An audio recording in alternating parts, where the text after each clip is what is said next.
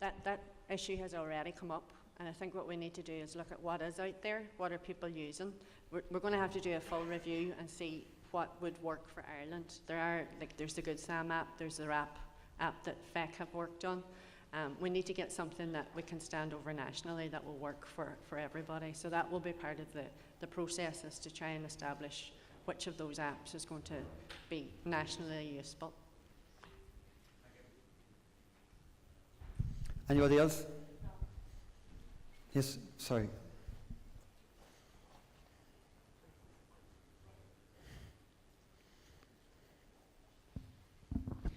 Hello, Isha Richardson from Limerick, wearing my professional hat rather than my volunteer hat. Software doesn't always work, so I would really appreciate if when you're reviewing apps that you are reviewing them looking at EU medical device regulations. EU medical device regulations, and I'm happy to talk to you about it afterwards. But it's really important that people realise that just because something comes out on your phone, comes out in an app, it's not always correct. And if we're talking about patients, it is a medical device, and if it is a medical device, it has to be ratified by the HPRA here in Ireland. Thank you. Thanks, Ida. So it's just not a simple answer, just, yeah. Anybody else?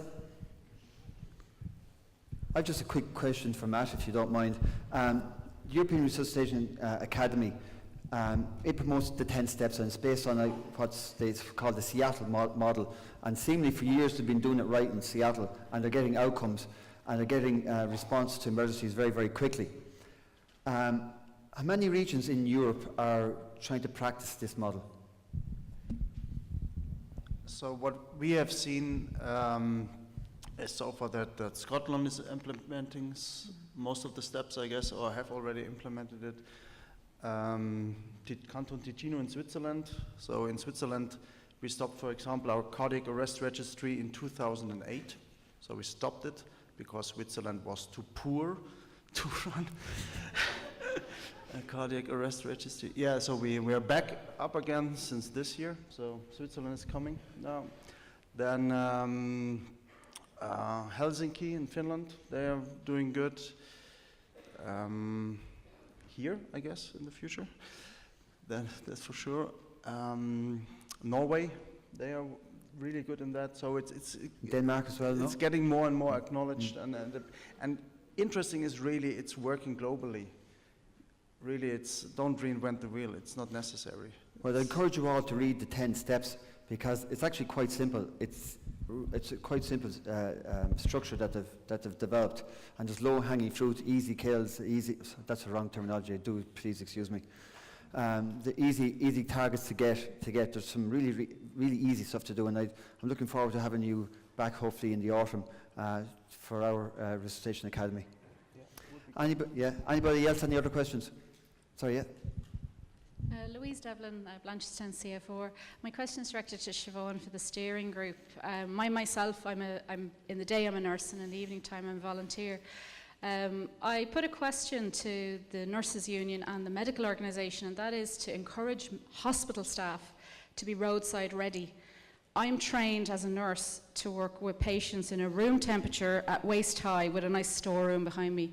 I'm not used to out of hospital cardiac arrest yet. Every day we all travel to and from our workplace, with the exception of people who are community-based or who are in the ambulance service. We're not prepared usually on the roadside bar, a first aid kit if you have it in the car. I have approached the Road Safety Authority about a campaign you could target to hospital staff, asking the question, are you roadside ready to do CPR? All you need is a pair of gloves and a high-vis vest, and off you go. But it's a very simple term. Simple preparedness can make it all the difference. I myself, unfortunately, have come across 2 arrests coming home from work. You know, it's something you could get the nurses and the medical organisation on board with, and you just literally have to say, I'm roadside ready. We're all glad to get that extra help in any situation. It could be my mother, your father next. So, thank you.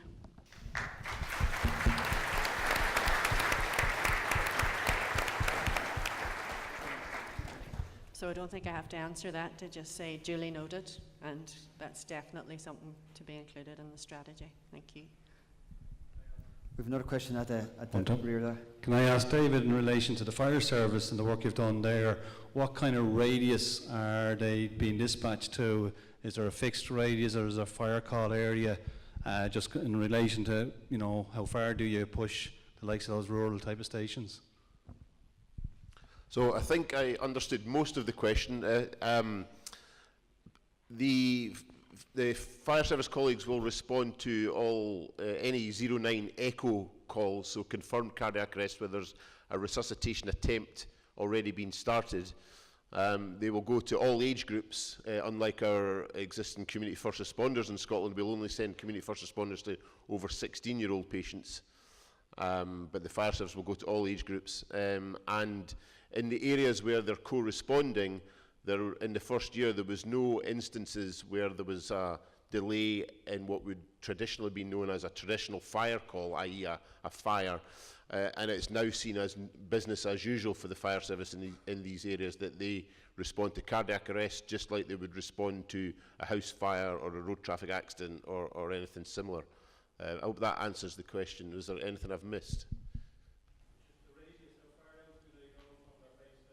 Right, sorry. So the call will come in. We'll initially dispatch the nearest available ambulance. We'll then contact the fire service, give them the location of it, and ask them if they have a resource or how close the resource is. And it's based on, there is no radius. And to answer your question, there is no radius. It's based on what the patient needs and what resources are available close to them. So there's no real radius to it at all.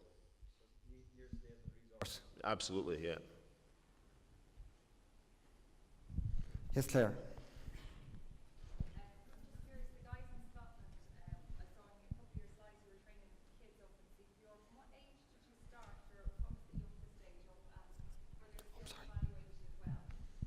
That's a brilliant question, and we get asked this all the time. How young is too young to learn CPR? So some of the kids you'll have seen in the pictures here are about 4 or 5 years old.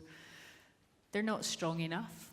They couldn't do it to a real person, but part of our teaching we do with primary schools is you'll have seen big teddy bears.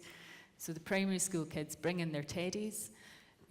They learn CPR on their teddies, and then they tell their teacher how to do CPR. So they show them how to put their hands together to get right above them, how deep to go, how fast to go, so they could tell a grown-up. Secondary schools we run with, similar to the Irish Heart, it's the British Heart Foundation call push rescue mannequins. So we will start at any age, and actually the younger ones are great. I don't know if we've got a minute just to be able to show a short video actually of we've been working with quite a lot of schools, and this is a primary school who've done our primary ad for Save a Life for Scotland, and they, as young kids, get the message across just as well, if not better, than adults. I don't know, Simon, are we able to show that little video? Just before we do that, could I ask just Michael Loon? I'm sorry for Michael, he's been trying to get in. Michael Loon is the chair of the Out of Hospital Cardiac Arrest Strategy, and he has a quick question. Oh, right, cool, sorry. I just want to make a comment first, if I can, and then Please. maybe ask a question. The comment is this, that as chairman of the national group that Siobhan has described, I just want to record our appreciation. Every member of that group was invited here to this conference today by Dr. David Menzies. That is the spirit in which I think we are going to work. I want to thank him for doing that, for what was an inspirational conference, very professionally organised, and a great help to all of us, I think. In relation to the question, obviously the predominant question emerging appears to be changing culture, if this is to be a community-led response. And is it perhaps good to focus on with survivors from particular areas, maybe providing the testimony and the evidence of how important it is from the first step to the last. And particularly listening to Cathal today, while the major focus obviously is on how critical the first 2 or 3 steps are, because without it the rest doesn't matter. But I think it was a sobering reflection from him on how important it is to reflect on the entire process, and not just to come out of this neurologically sound, but actually able to function and do what it is that life's all about. So I wouldn't mind some comments, both from Matt and from Lisa and David with your experience in both Europe and Scotland. Thank you for giving me the time. Yes, thanks very much for the question. So, some of the research that the Resuscitation Research Group in Edinburgh looked at was the areas where cardiac arrests happen. So we know they happen in the home. But we looked at the areas in terms of postcodes, and it was no great surprise that you're very much more likely to have a cardiac arrest in areas of social deprivation compared to your more affluent areas. And equally, it's probably no surprise that you're much less likely to have anybody intervene in your out-of-hospital cardiac arrest in these areas of social deprivation compared to the more affluent areas. So that was a big identifier in terms of health inequalities and how we were going to address that. And perhaps Lisa will touch a little bit on about how we're trying to break down some of the perceived barriers actually in areas of social deprivation by engaging with the young people. Yeah, well, I think the first thing is to know your culture. So John and I had a great chat about this a few weeks ago. What is your cultural issues that you need to get over in order for people to engage with bystander CPR? Now in Scotland, it's that people are worried that they're going to do more harm. They're going to harm that person more. There's always going to be a nurse or a doctor around who's going to be so much better at doing it. They don't want to do mouth to mouth. They're worried they're going to get sued. Once you understand what your cultural barriers are, and sometimes that takes a little bit of marketing and social marketing to be able to understand that, you can then address how you're going to then start to change your culture. And if your culture is just that actually if somebody collapses, it's just their time and that's their time to die, you need to address those barriers with your cultural change and your messaging. And we found that kids get the message really straightforward, deep down in their hearts. So this little video is made by children from an area where there is multiple social deprivation.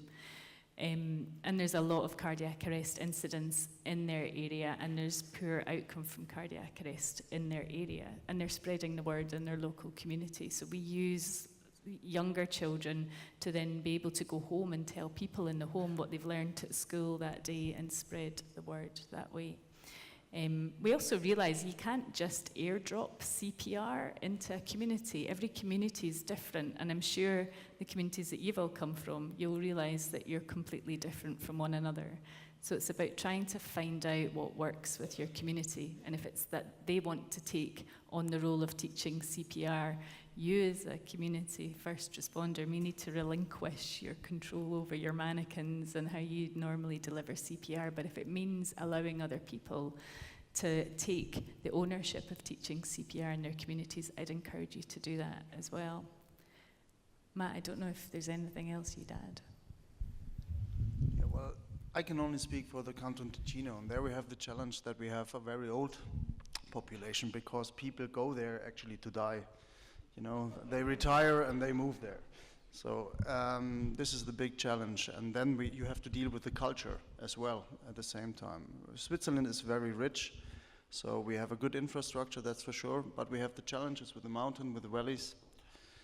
And what we also found out is, and this was very impressive this morning, that you need to, after you have successful resuscitation, you need to help the patients again.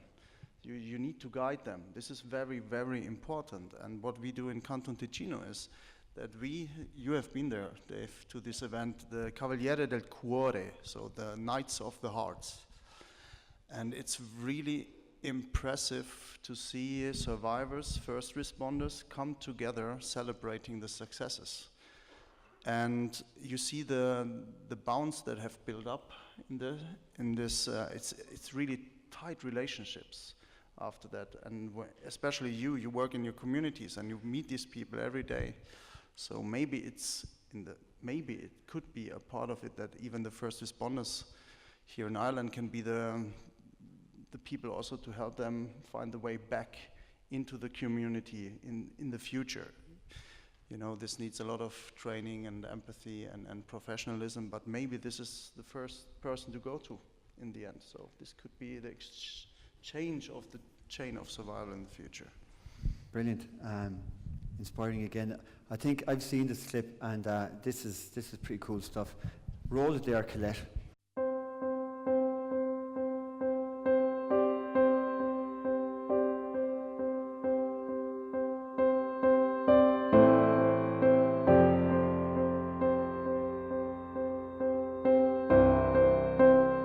This is something you need to know. CPR is about saving lives. If someone has a cardiac arrest, their heart is not beating anymore. They won't be able to move, they won't be able to breathe. It's very serious. Every second really counts. If you don't do something, the chances of their survival will drop by 10% every minute. You have to do something quickly. If you do CPR, this gives a little more time for help to arrive.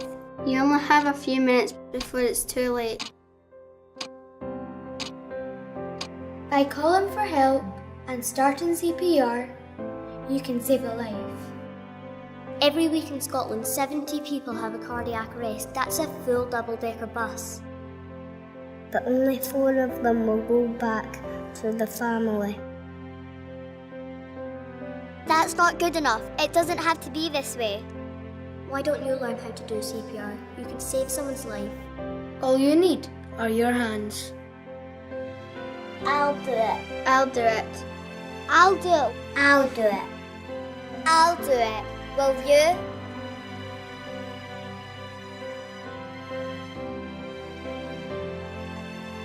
Find out where you can learn CPR at savealive.scotland.